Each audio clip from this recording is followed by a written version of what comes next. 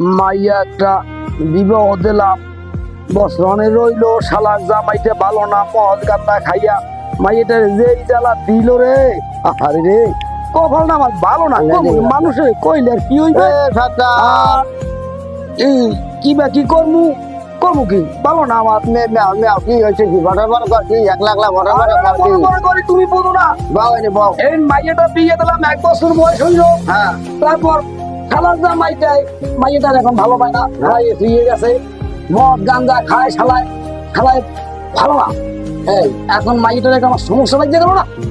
মাইয়াটা আমার একটা বিয়ে শাদী দিতে হইব, মাইয়াটা সংসারে এখন বেকার বাড়তে গেল, শাদী দেওয়া লাগে, এই বেকার বডি পাত্র লাগে।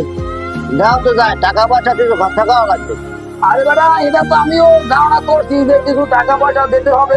আপনারা কি আলাপ করেন? আরে বেটা, আলাপ করে ওই মাইয়েটার জন্য, মাইয়েটা বিবাহ দিতে হইব না। এই মাইয়েটার তো লাগে, একটা পাত্র লাগে ভালো। তোমার তো কইছি কিছু টাকা পয়সা খরচ হয়েছে, সে তো সারেন না মাইয়া।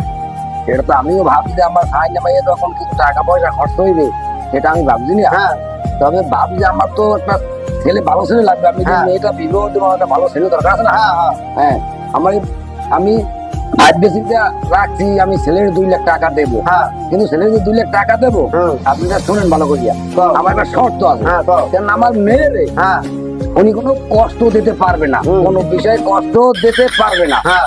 কত হইলেই আর কি তুমি আসো গা? হ্যাঁ, এবারে আসো গা, এত কষ্টের কি হলো? যেহেতু সারেন না মাইয়া, এত কষ্টের কি হলো?